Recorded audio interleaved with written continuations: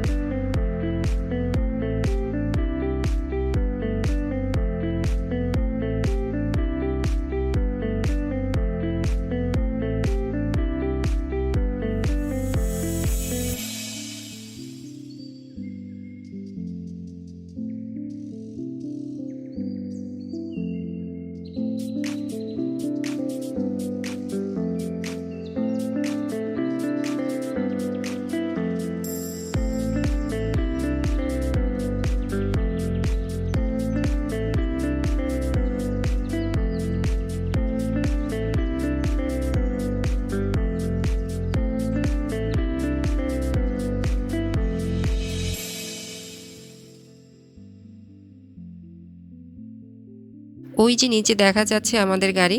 গঙ্গামতির বনে যেতে আমাদের ভালোই বেগ পোহাতে হয়েছে। কয়েকবারই গাড়ি বালির মধ্যে আটকে গিয়েছিল। পরে গাড়ি থেকে নেমে সবাই মিলে ধাক্কা দিয়ে গাড়ি তুলতে হয়েছে।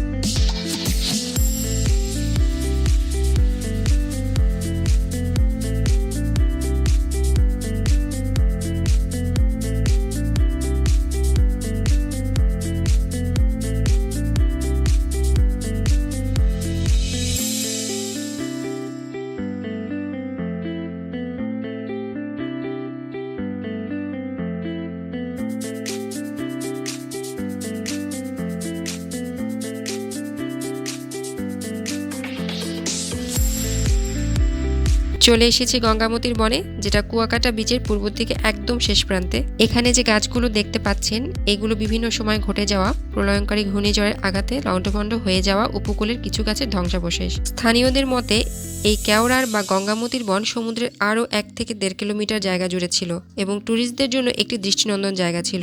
কিন্তু এই বন আর সেই আগের মতো নেই। ঘূর্ণিঝড়, বিশেষ করে 2019 সালে ঘটে যাওয়া বুলবুল এবং 2020 সালের আমপানের আঘাতে এই বন সবথেকে বেশি ক্ষতিগ্রস্ত হয়।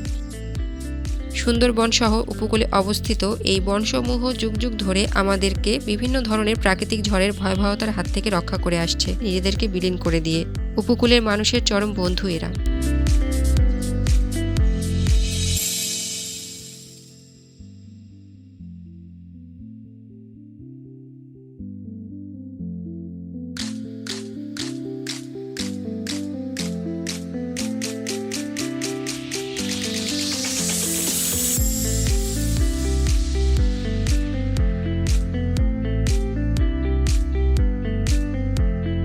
যেতে যেতে হঠাৎই আমাদের ড্রোনটি একটি গাছের ডালের সাথে সজোরে আঘাতপ্রাপ্ত হয়।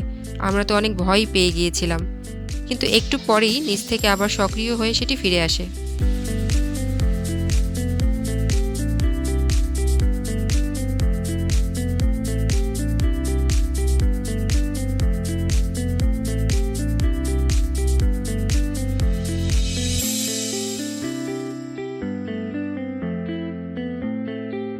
এই হচ্ছে গঙ্গামতির খাল। ঠিক ওই পাশটাতেই রয়েছে কাকড়ার চর, সেটাও একটি ভ্রমণ স্পট। তবে সেখানে যেতে একমাত্র যোগাযোগ মাধ্যম মোটরসাইকেল।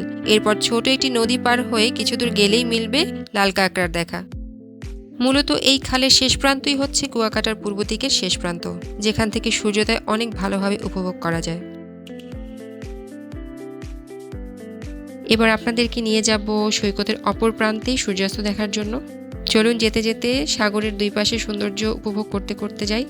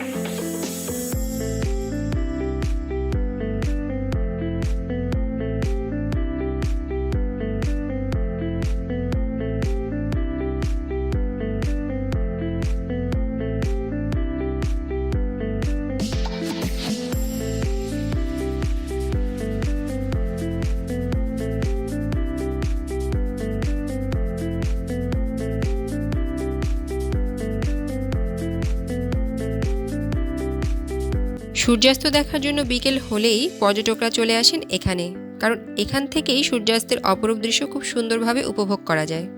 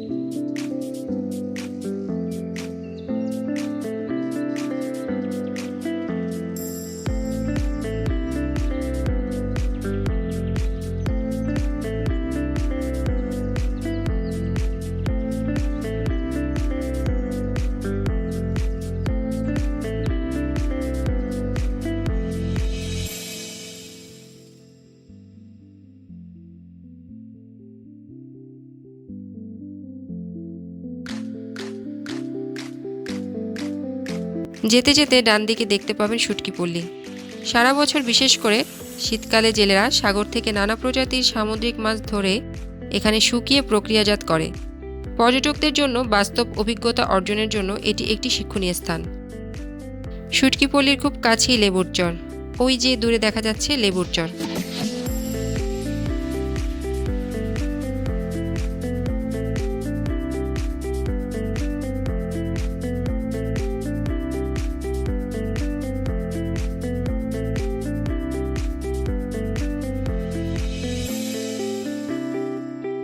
লেবুর চর, যা স্থানীয়দের মুখে লেবুর বন আবার নেম্বুর চর নামেও শোনা যায়। কুয়াকাটা সমুদ্র সৈকত থেকে 5 কিলোমিটার পশ্চিমে অবস্থিত এই লেবুর চর।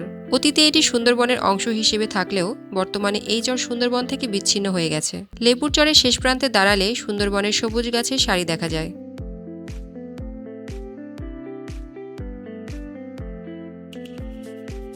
লেবুর বনে পাবেন ফিশ ফ্রাই মার্কেট, যেখানে আপনারা আপনাদের পছন্দ মতো সামুদ্রিক মাছের ফ্রাই খেতে পারবেন। প্রাকৃতিক সৌন্দর্যে ঘেরা লেবুর চর পর্যটকদের জন্য একটি আকর্ষণীয় স্থান হিসেবে পরিচিত। 1000 একর আয়তনের এই চরে কেওড়া, গেওয়া, গোরান, করই, কোলপাতা সহ বিভিন্ন প্রজাতির গাছ আছে।